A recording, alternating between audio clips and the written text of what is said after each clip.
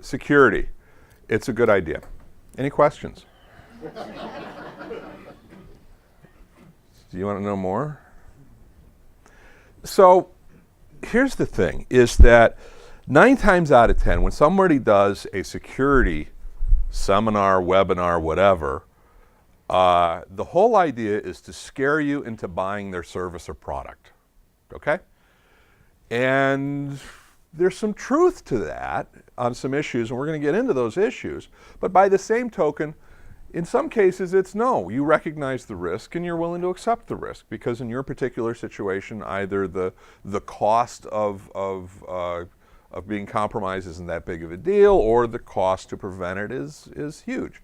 We've talked about some of the machines still running XP on manufacturing shop floors because it would cost them $50,000 to buy new equipment that's going to hook up to a newer computer. It isn't worth it, so we just cut that machine off to internet access and boom, it's covered. It's still a risk, but it's a managed risk. So for this conversation, we're going to stick with appropriate access, availability, data devices throughout organization. That's what we're talking about, all right? That used to be such a simple concept. It really did, and it really was. By the way, how many geeks do we have here? Okay, at various times, I'm going to say things and you're going to go, seriously, you're expecting me to buy that? I'm saying that so the rest of them understand, okay? And to the rest of you, occasionally you're going to hear something and you're going to say the exact opposite. So sometimes I'm going to try to keep the geeks happy, sometimes try to keep the business people happy. If you're not sure what I said, blame it on the other group. So what did that used to mean? And this may seem complicated, but it's pretty simple right now. Security was pretty standard because we had a network and we had to protect the network and the devices on it. So we had to have antivirus software on everything. Everything meant PCs, by the way, and it meant servers, which were usually either Microsoft Windows servers or they were Linux, and there wasn't a lot of stuff written to hack that anyway. Anti-spam filtering on the email, yeah, you know, if we got too much of that, we'd put that into play. And a firewall, you know, a sonic wall device or something along those lines that would make it so that people couldn't hack into our network. And we had to have good backups, and we'll talk about what that actually means. Changing your passwords and having passwords that weren't, I don't know, password was a good idea. And that passwords that didn't see Post-it notes. And users don't have local admin rights, meaning that a user couldn't accidentally or purposefully install something that was inappropriate. This was really tough to do in the XP world because there were so many things that had to be done on almost a routine basis that to keep the customers happy, end users are customers, by the way, whether you're an IT internal or not, it was really tough to do. Now with Windows 7 and Windows 8, it really isn't tough to do. It's a lot easier to deploy and all that kind of thing. I want to start off by saying this hasn't changed. You still need it, okay? But hopefully, you've already got this in place. And when I say hopefully, that means if you don't, please contact John Harrow at john@simplex-it.com and we'll make sure you do.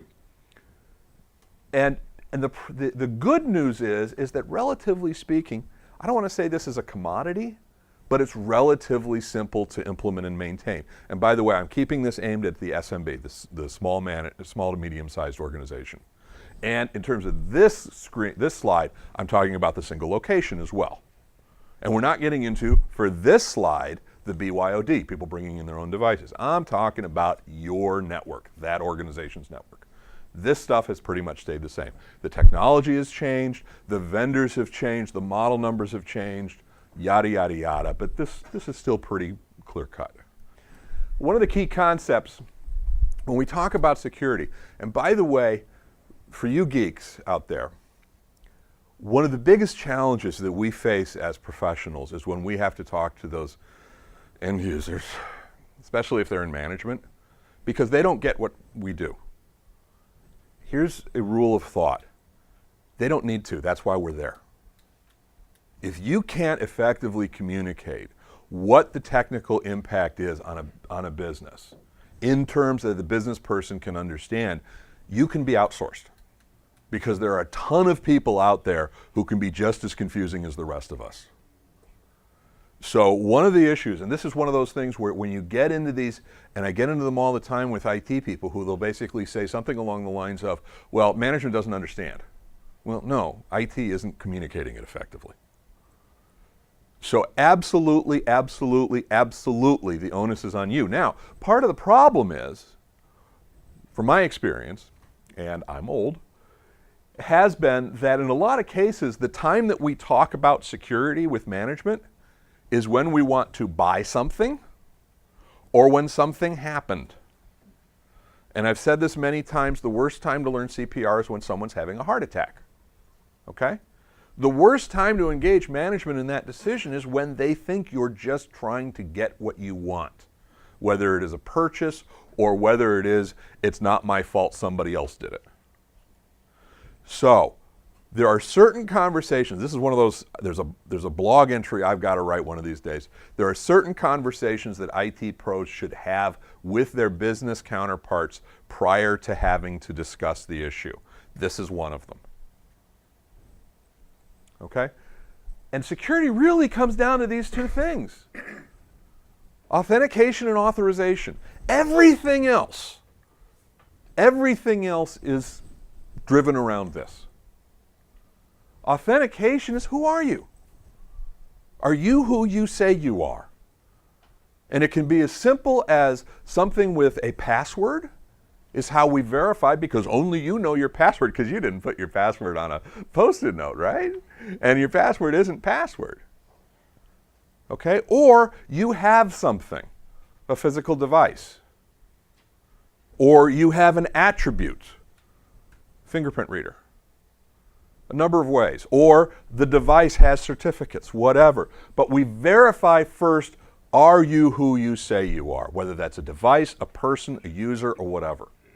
And then the second, okay, now that we've established who you are, what are you allowed to do? If you are a member of the HR department, you should have access to the HR files. If you are not a member of the HR department, you should not. But if we don't establish who they are, we can't establish what they're able to do. We don't know who you are. Okay, you're a guest. But when we talk about, especially when we talk with business people, if we get back to these issues, there's resources out there. Those resources are data, are devices, are services, are whatever. They're out there, and then we have to figure out who people are, and then based on that, what they can do. And the lack of security gives people the ability to take advantage of those devices, that data, the services and the like, without passing these tests. That's security. Everything else we can build from that understanding. Now, as consultants, the more words we use and the more syllables per word we use, we can charge a higher rate. But this is one of the things, and that way we've got a partnership, because one of the other issues is there's a cost versus risk. And the cost versus risk needs to be accepted by management. We can build this incredibly complicated and secure environment that no one can get anything done. And it costs a ridiculously high amount of money. That's okay if management understands they got this value here for this cost. Similarly, they're not willing to spend that money. They have this vulnerability, but they saved this much money. Okay? This is not technical, but I gotta tell you, this is critical for IT people to have conversations with business folks. And it's one of those where every vendor conversation, every presentation, every webinar, all that kind of thing, they're gonna tell you about the tools and the glossiness and the sexiness of the product. That's absolutely great, that's absolutely wonderful, maybe absolutely true. But if you don't have the understanding with management, it's gotten a little more convoluted in the past few years. Used to be we had some servers, we had some desktops, and that was it. This is several years old. Okay? You see two big pushes right now going on. You have Cisco's the Internet of Things. You've seen that? Where more and more devices that are not really human-centric are going to start filling up networks. Okay? And then you've also got the Internet of People, where one person will have multiple devices that they go and access their data from, whether it be their phone, their tablet, their laptop, their desktop, somebody else's laptop, desktop, phone, tablet. Each one of them creates totally new, it's a matrix almost, of risks and yet opportunities in terms of ways to do their business differently and to gather information. And here's one of the things that's really happening, and this is true, especially true with the Internet of Things. Before, security was is our data secure? Critical, absolutely, very, very important. But now we have more important, or potentially more important things. And I'm going to jump ahead a little bit, but you're going to see a lot more devices out there. The one I spoke about this last night a little bit. The IT people, you can go to sleep now because I'm going to talk about something I talked about last night. You're going to see more and more of like power strips, where the power strips are able to be managed remotely. You see kind of like that commercial where apparently the children come by, the grown children come by, and they say, "Well, you stopped by the house? Yeah. Oh, you shut down everything? Yeah." And then the guy has to go and remotely shut off everything because these two people could not turn anything off to save their lives, which begs to me the question of how do they have driver's licenses? But the issue is that allowed that person with this device to connect to all those devices throughout the houses. Well, there is a race on to get those devices out to market and to make them as easy as possible and as low cost as possible, which means they have zero security. All right? The demo that I saw was basically because how are these managed? They're managed by scripts. So a script is sent out to turn devices on or turn devices off. And the demo that the guy was going to show was he had a script that was he had one of these devices or one of these power strips plugged into a lamp, and he just made the lamp flicker. Okay? His original script had made the lamp flicker, I believe it was 1,000 times per second. The lamp blew up in his hotel room, started a fire. Okay? That was not his intention, he claims. But think about that for a second. There was no security, there was no password, there was no key code, there was no nothing. There's no way to know what is plugged into that thing because it's just a power strip, and literally the control is to control whether power is going through the power strip or not. So someone from the outside who can find their way through whatever your home security is, and I'm sure it's incredibly tight security at home, find this thing, I'm just going to throw a script out and see what it does, with no knowledge or control as to how that device will behave.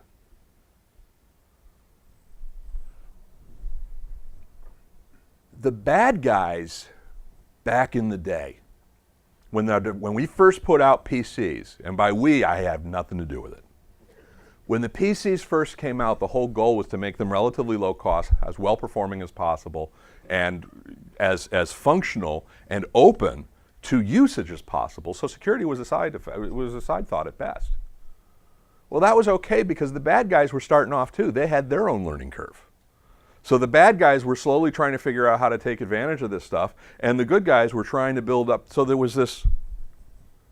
Now we've got exactly the opposite, because we've got all these devices that are going to market, and the companies that are putting these devices to market, their goal is to put them out with as low cost as possible, as open functionality as possible, or the people who implement them don't bother changing the defaults. And the bad guys already know how to be bad. They are already well aware of how to go hunt for devices, how to find them, and how to have automatic scripts that will automatically do bad things. So one of the things, in my opinion, that's going to happen is the Internet of, the network of things, or the Internet of Things, is going to be a absolute security nightmare and not a traditional security nightmare. Okay, so if you start looking to buy these things, keep that in mind. And I've talked about the toilet, right? There was a toilet because here is a cool toilet. To the Lixil Satis toilet. You can flush it, you can make the seat go up and down, you can turn the bidet on and off, you can do all sorts of things with your Android-based application. It has the security code of 4444. You cannot change it. Oh, no. Every one of them has a security code of 4444. You may not think you need a bidet. Your neighbor might disagree. And the only comments I would make on that is if the neighbor has control of both trajectory, volume, and temperature, you may want to quiet your dog down if he's complained about your dog barking. Connected devices. Global shipments. I think we all know this, but it's still worth repeating. That as you can see, the portable PC desktops and laptops, for all purposes, are stable or have even gone down a little bit. And this is just 2011, 2012. It's actually increased. The differences between this has increased. It's not gone away. So then tablets, you have a significant shift. And then you have smartphones, 78% increase, 46% increase. And something that's a lot more telling than this has been, I look at the holiday seasons and how much money is actually how much money is actually exchanged on these devices.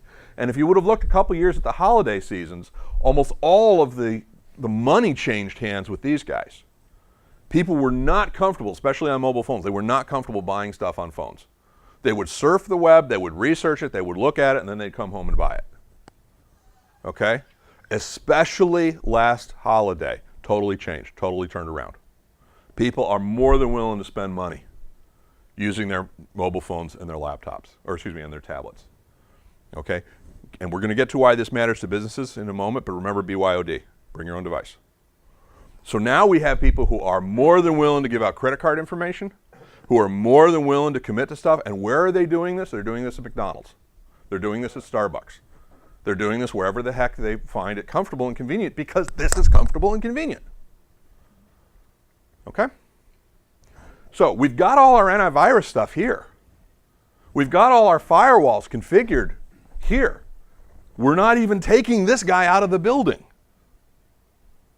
Meanwhile, our data files are accessible on these devices because of either Dropbox, iCloud, OneDrive, whatever. And this isn't even ours, speaking as the company. This is the employees or the employee's kid, who might be more secure conscious than the employee in some case. So, this is a study back in 2012. 59% say employees circumvent or disengage security features such as password, key lock, or the like. So 60% of their employees, probably most of the people in this room, either don't have passwords to activate their device or don't have locks that are put in place, or even have corporate devices and they bypass it. Why? Because they're annoying. They're inconvenient. Okay? 51 has had loss of something. Usually with our daughters, it's what did you drop the phone into? Okay? But there was some piece of data, some piece of information over the past 12 months that we lost somehow. Now, in a lot of cases, it might be I unloaded a game application, or I unloaded something and it's gone, whatever. But not always. And then here, this is fun. Mobile devices put their organization at risk, but there's no controls. We're at risk. Yeah, we probably should do something about that. Now, one of the key things here is that over the last couple of years, especially within the last 12 months or so, more and more solutions are coming out for small, medium businesses that actually address these issues. Okay? And we probably will touch a little bit on those, but I didn't want to turn this into a sales pitch. War biking. This is going to be the first time, I think, that we've ever actually shown a movie here. If it works.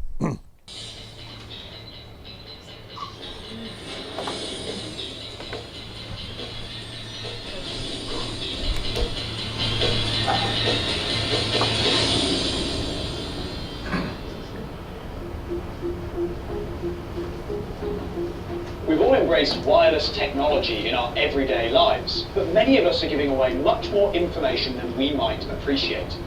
We're here in San Francisco with a special bike equipped with wireless scanning technology to find out exactly how much information people are giving away.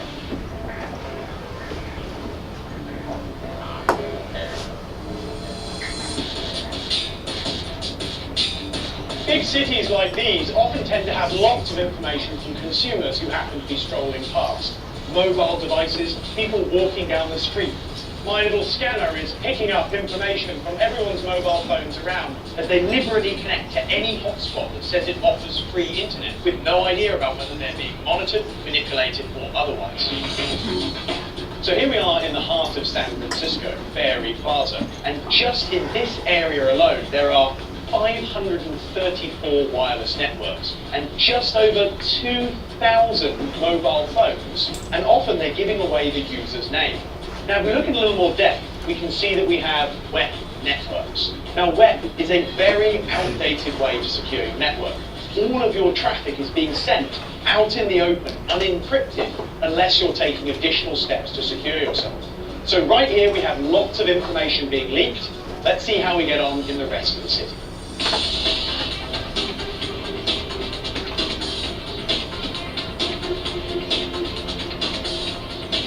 Let's take a look at what we got between Ferry Plaza and Union Square so far. 18,184 individual wireless networks. Quite a high percentage of them appear to have security issues. Now, there are a variety of different security issues that could exist here. For example, an open wireless network where people's information are being broadcast to anyone with a $30 transmitter to pick up. Lastly, of course, we have people that have the modern encryption enabled on their network. Unfortunately, lots of people still choose really bad passwords. So a fairly large collection of people that fall into each of those categories on our ride so far.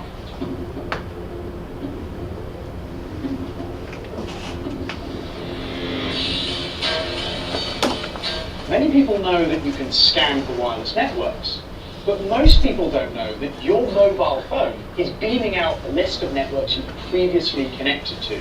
Perhaps a wireless network name that's so unique that you can look it up on a map and identify where someone actually lives.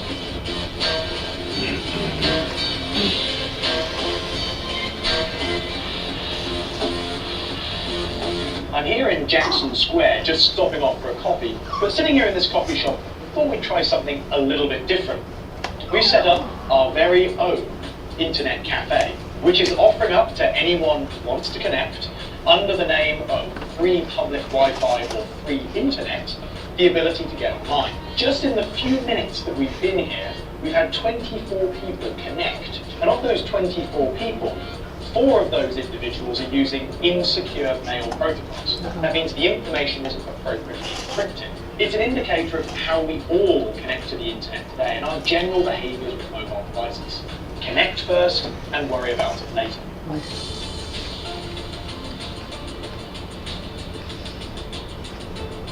Very few people are doing this kind of research, so it's great that Sophos has me out here, helping to make sure that people understand exactly what the cyber criminals are up to and make sure they're well protected. Okay, so 3 days of collecting data. It's time to head back to the lab and find out exactly what we've got. Over the course of our ride, we detected nearly 190,000 clients and 72,312 networks. And out of those, a staggering 9.5% using web, an algorithm that's been known and broken for an astonishing number of years now. We also saw 19.3% of networks using no encryption at all. So anyone using those are just shouting their information out to the world for anyone to see. 57.7% were using WPA, or no longer recommended algorithms that the attackers could potentially go after. That means your devices, your employees, and your intellectual property potentially open to attack.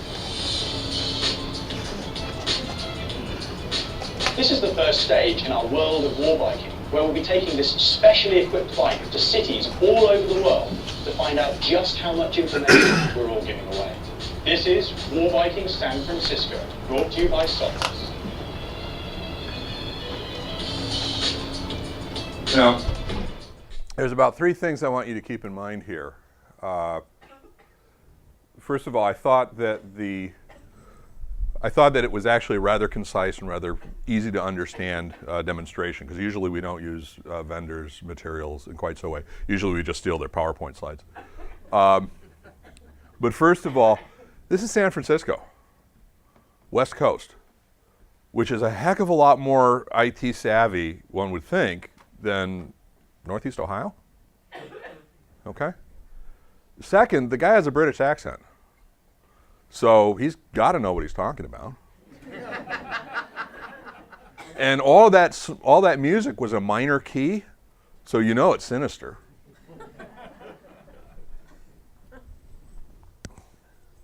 But also, remember what I said about holiday spending. Okay, I said holiday spending, people are not afraid to buy stuff anymore, and they're going to buy it at the time and place of their convenience. And if they're doing that and they're connecting to any wireless network they want to, they are broadcasting that information, including their credit card and everything else, and including if they're stopping to do work. Okay? So this is kind of what the guy was, what he was saying.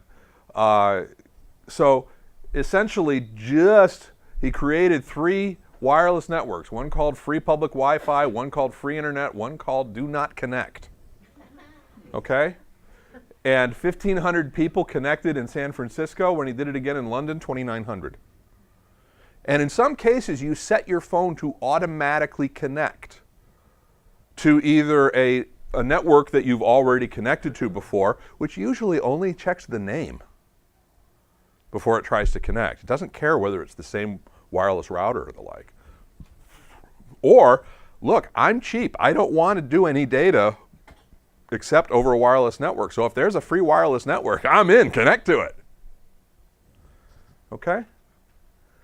So, and these people, if they used, and these are protocols, and protocols are essentially how the data is transmitted. HTTP, pretty much, if you type an A in, the A goes across. HTTPS is at least a little bit encrypted. So these people, what they typed in and what they saw and what they received, it's going across in plain text, it's coming back in plain text. Now, if we have policies in place where we're allowing these people quite properly to do their work on these devices remotely, then they're doing their work this way, potentially, if we're not connecting using VPN or other encrypted tools. Which means that whatever information they're sharing, they're potentially sharing with somebody else. So all we have to do is we need to just go buy a wireless router, a couple other devices, maybe $100 in a couple hours, go create a wireless network near a hotel or someplace, make it free Wi-Fi. We will capture every keystroke that people enter. We will capture every stream of data going out or back to those people. And one of the things that always makes it tough for the bad guys is they have to work hard, because there's not as much thrill or money in that. This, it's easy. It's easy. And you can even make it, because, you know, when you first connect to a network and it has the EULA and you read it, because, you know, all those 20 pages, or if it's on your phone, 478-page agreement that what you just agree, of course we read them, because, you know, that'd be silly not to. You could even put in the EULA, by the way, we're taking your data. We're going to have some fun with it. Thanks. They actually did that at either RSA or Black Hat with one of their demos. Yeah. And actually, there's been some companies who have done that more less tongue-in-cheek, where they've actually said that every piece of data that you send will be used and can be redone. Now think of it from a standpoint of healthcare. If you're in a company, and I won't get into something because the details can get pretty tricky, if you're in a company that is dealing with healthcare providers,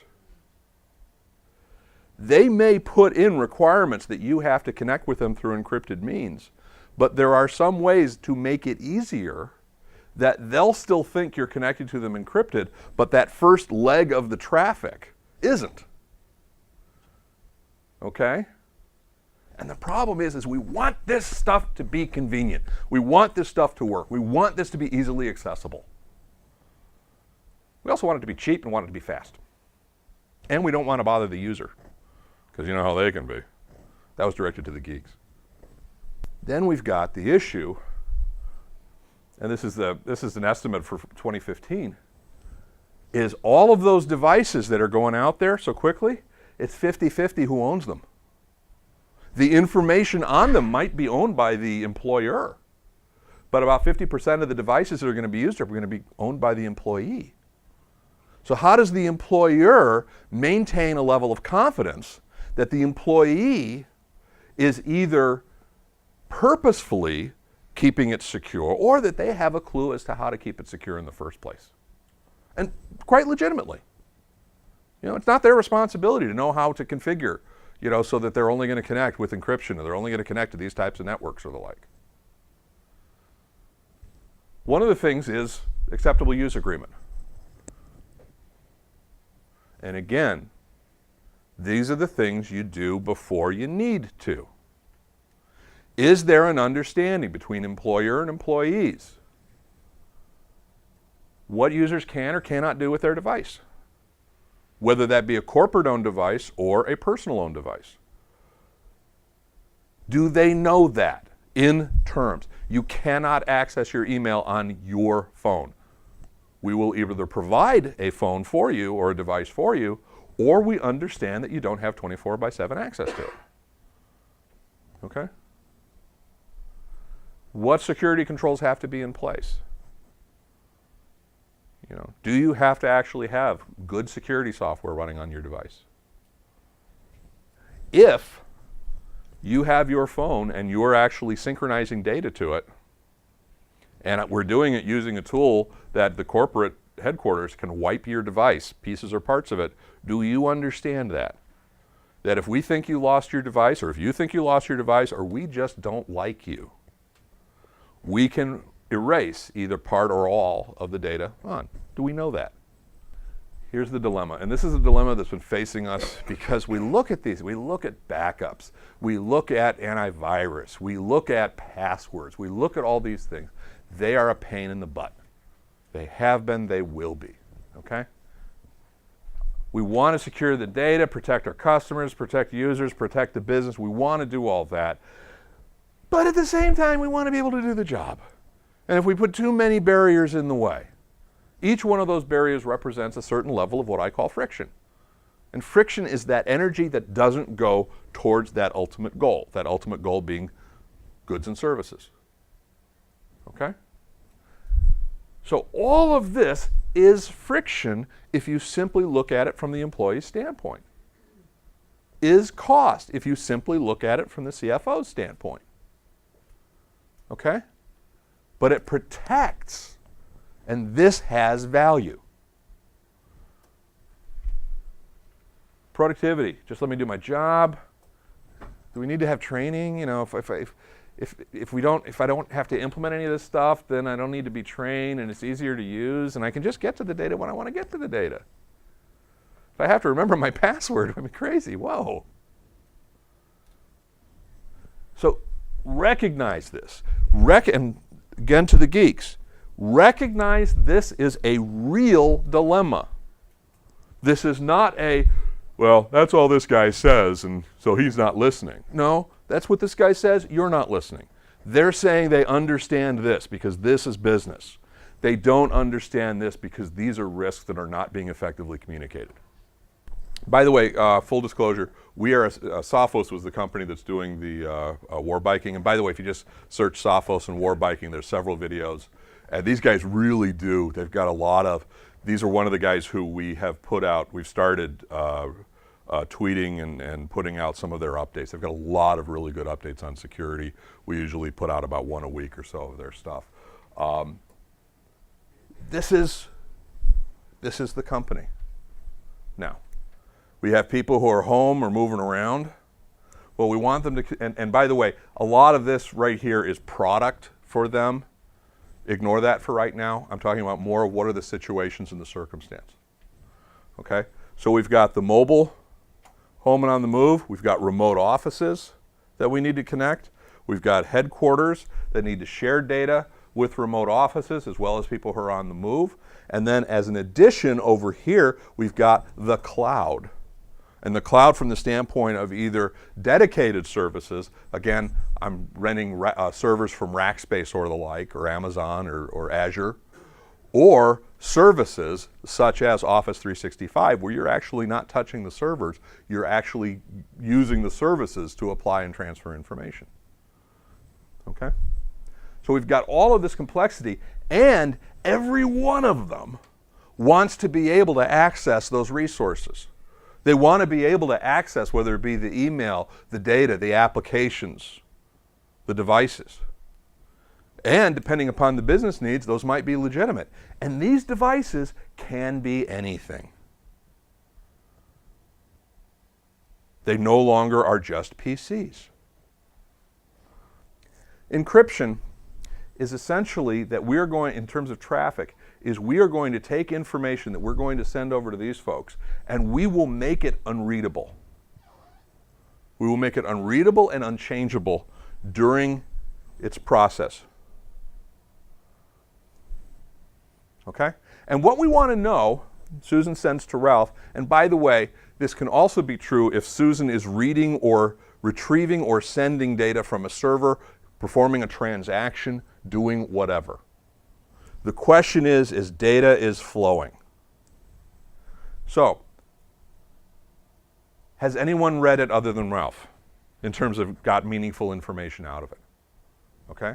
That's what we want to prevent. Has anyone modified it? So in other words, whatever Susan sent out, is that exactly what Ralph received? Did Ralph actually get it? And when Ralph got it, does he have confidence that it was actually sent from Susan? And again, these can be servers, they can be services, they can be transactions, they can be whatever. Encryption of the traffic handles those questions. It tries to ensure that the information was appropriate and was controlled. Okay? The simplest form, the most common form we see of that is when you see you're on a website and it says HTTPS. We're using port 443. That means that there's kind of some encryption that's going on in the background. But that's just web traffic. There's a whole lot of other traffic. When we do a virtual private network, a VPN connection, which means I'm using a computer resource here to connect to a computer resource that's located somewhere else, usually like the home office or whatever. We create that, it's a virtual, but a private network where the data is tunneling, it's encrypted, it's controlled, it's managed, all that. Okay? Fortunately, there's a lot of technologies out there to do encryption. Unfortunately, and this kind of indirectly is what the Sophos guy was talking about in a much better accent than I have, there's a lot of old style encryptions which are very simple, very easy to implement, but they're also very easy to break. So we need to verify that we are using the appropriate level of control and encryption. And here's one of the challenges. Now, this can be anything. This can be an Android, this can be an iPad, this can be an iPhone, this can be whatever. And not all devices were created equal in terms of their ability to run encryption and the availability of the software to do it. So depending upon the encryption methodology, you may find that your iPad is not going to be able to connect. Oh, that's okay, because I can download a 99-cent app that'll let me do a remote connection. Because for 99 cents, I expect full encryption. This isn't one of those 50-cent ones. No. This is almost double that. But the problem is that these lower cost devices, they got a good chunk of the market. And especially if you are talking about your company has customers who are trying to connect. This is a dilemma. Do you want your customers connecting with their iPads in non-secure ways?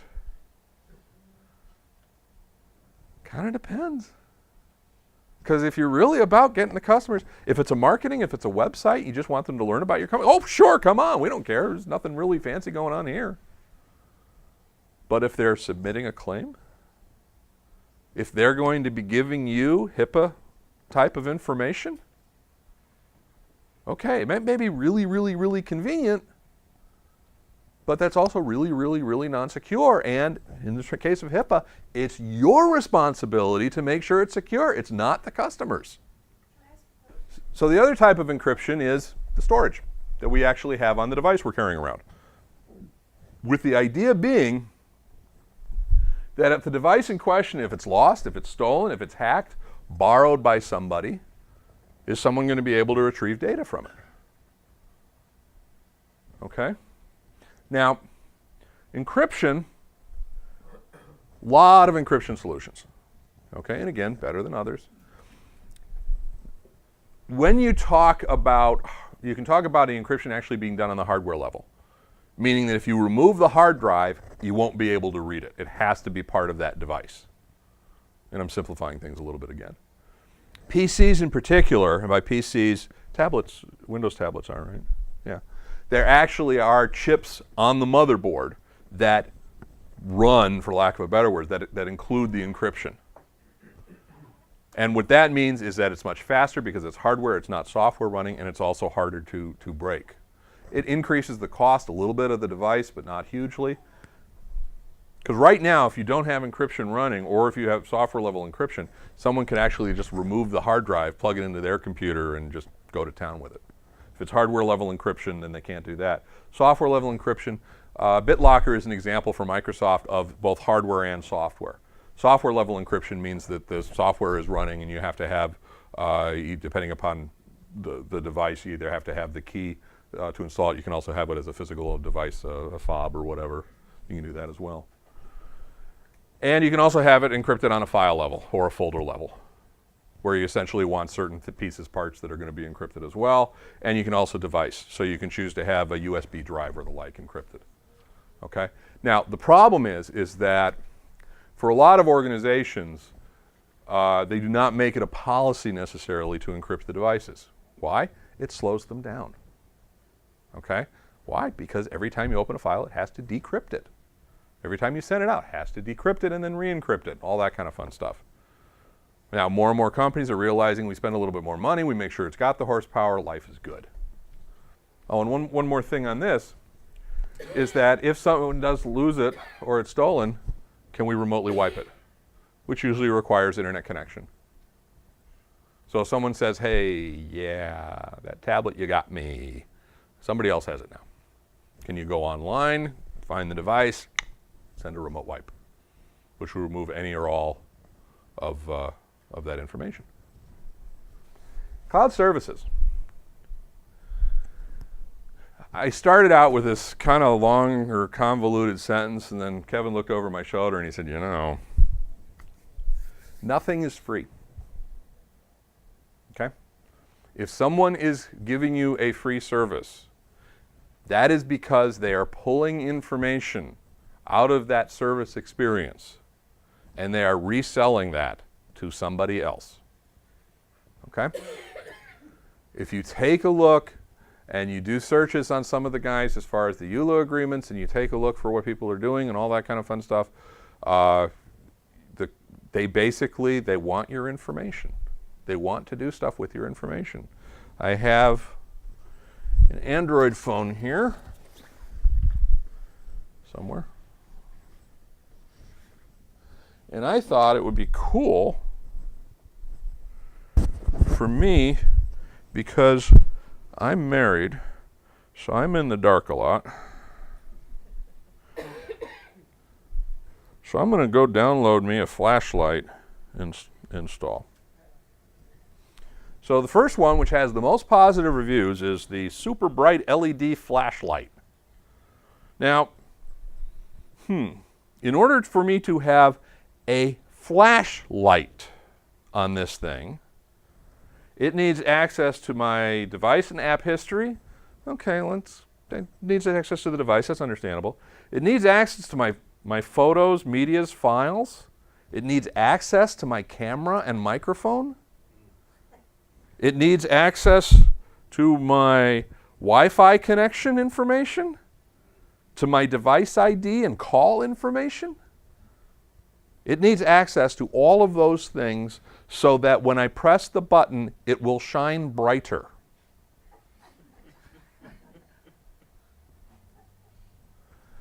Super bright LED flashlight is gathering information to resell. It is the most popular flashlight application out there. Put those two together. Clearly, it's asking to, will you please give me access to everything on this thing? It'd be really cool if you did. And most people are, yeah, it was bright. Me, not so much. So, if this is the corporate device, and I'm letting people put Dropbox clients on this, another security issue. Because I don't necessarily, and there's a corporate version of Dropbox, or the consumer version, whatever. I'm giving them access. I'm giving this third party access to all that information. I'm giving them access to the corporate information through the applications that are, I let them do whatever they want to do. And the end users, because they want this stuff to be simple, they want it to work, and they want to be able to see in the dark, have basically said, sure. Because viruses only hit PCs.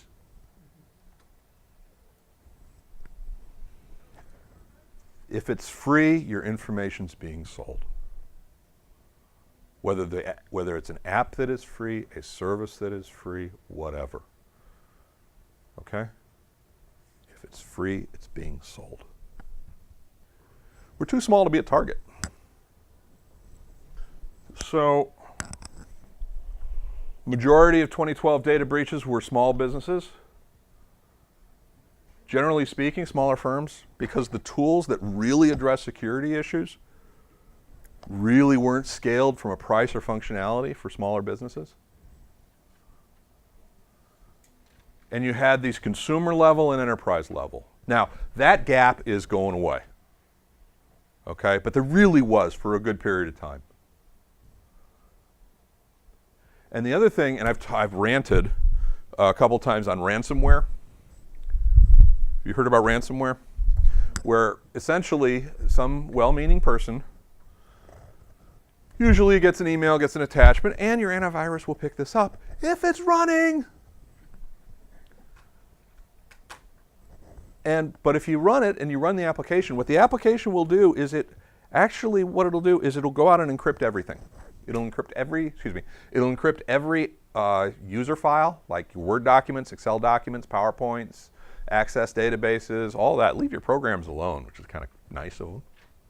But it'll encrypt everything else it finds. Network shares, attached devices, everything. And it will then start a counter, starting at about 70 to 72 hours usually. And it will basically say, pay this amount of money, $300 or $400, before the counter hits 0. And we will then give you the key to decrypt everything. Okay? Now, that's automated. It doesn't matter how big or small your business is. It's automated. So, we're too small to be a target? You don't have to be a target. It's automated. And here's the thing that scares me more than anything else about this, is the first couple of companies that did this really had good customer service. Okay? And that scares the bejeebers out of me because they now have a business model. They now have a business model that was successful because no one's been able to break the encryption. And the amount of money they're asking for is small enough that it's not worth fighting them. And as long as they make the experience as pleasant as can be, which they do, they have helplines, they have support sites, okay? This is a regular business doing this. People are now getting a taste. There is now ransomware for Androids. Okay, that was one of our posts or our tweets in the past week or so. With basically the same thing. They're going to encrypt everything on the Android. Why? Because nobody runs antivirus on their Android. And actually, about 2 or 3 months ago, the #1 developer of antivirus software for the Android admitted the fact that it doesn't do anything. It really doesn't protect against anything. Oops! But it was the highest rated, and it had a built-in flashlight. Yeah, it was free. I want to talk a little bit about social engineering, and the problem is that users are being bombarded with really, really well-crafted messages. You've all seen them. These messages that just look perfect from Facebook. And then you look at the return email, and it's add blah blah blah dot blah blah dot letter. Okay? Why? The bad guys are getting smarter.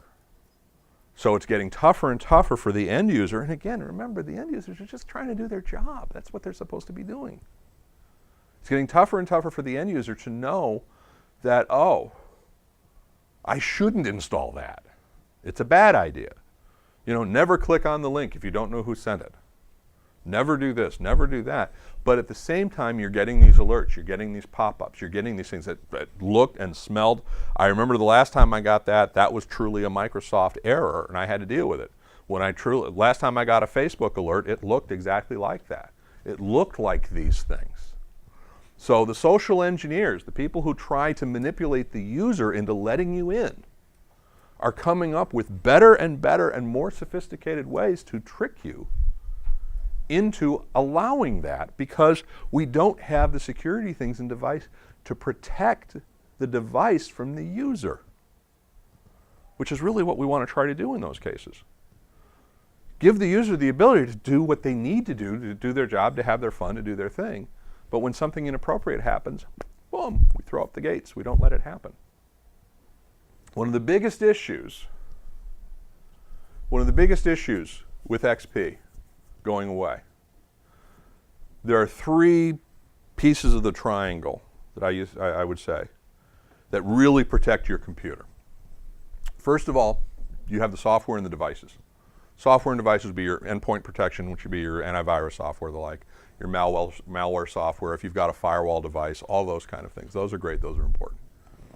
But then in addition to that, you also have to have the device itself. The device has to be secure.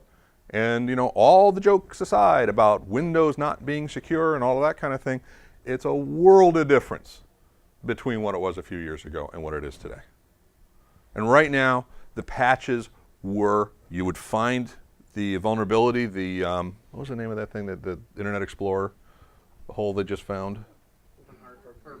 Heartbleed. No, not Heartbleed, the other one. The one with Flash? Yeah.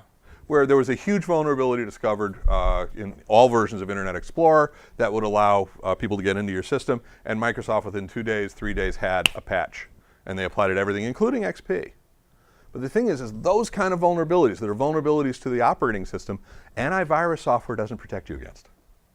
Antivirus software can't. That's the operating system's job. So, do you patch your systems? You should, especially from a security patch standpoint. And then the third is the user. So we've got the software and the devices, we've got the operating system, then we've got the user. The user has to know it's probably not a good idea for me to do that. Or they have to be prevented from being able to do that. The prevented from being able to do that, that's to take away their local administrative rights. So that they couldn't install a bad actor onto their system if they wanted to or not. But then also so that they do recognize the fact that they probably shouldn't. And that's an education. That's the thing. Similarly, Kevin Mitnick, is that the guy's name? Kevin Mitnick, wanted by the FBI. New York Times reported that he could launch an ICBM from a payphone. He was such a good hacker. He couldn't. He was one who was held for years without trial, not allowed to touch a keyboard. I mean, there was true fear of this guy. I heard him speak 10 years ago or so, and I've read his book. He's got a couple of books, really good reading. And a majority, overwhelming majority of how he got into networks was through asking. Is calling up and saying, hey, I'm from corporate support. I understand there's an issue with your bosses, blah, blah, blah. By just asking the right questions, people want to be helpful. So here's the thing. You live in an apartment building. The apartment building has an outdoor key, which everybody has, and everybody has their own apartment key. Okay. You walk up to your outdoor building, your outdoor door, and you take your key, you open the door, and you start to walk in, and there 5-10 feet behind you is somebody laden down with a bunch of grocery bags, screaming kids and all that kind of stuff. They don't have their key out. They're obviously kind of, Do you let them in? If you let them in, you have just let a stranger through the first line of defense of your organization. Okay?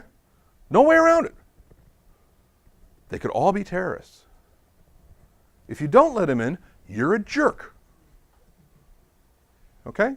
And we've all been there, where that some person doesn't hold the door open for you, doesn't notice, and we always think, God, geez, you're a jerk. You could have held it for me, but they don't know you. And part of the challenge for organizations, they have to understand that either one of those is fine, but the organization has to decide what kind of organization they want to be. And that's where we have to have those discussions with the organizations. Talked about the Internet of Things. Security is no longer about information, exploding lamps, toilets, and lower the cost, less likely it's secure. Okay, so if somebody's offering something, especially if they're rushed to market, and by the way, take a look at Indiegogo.com is one of the websites, is the fundraiser, fund sourcing. You see a lot of really cool technology that's being developed for the market, and a lot of it has to do with some level of network connections of some kind or another. And I think that's just about it. Well, thank you, and I think we've got Ladies and gentlemen, Raffle. Bob Crockett.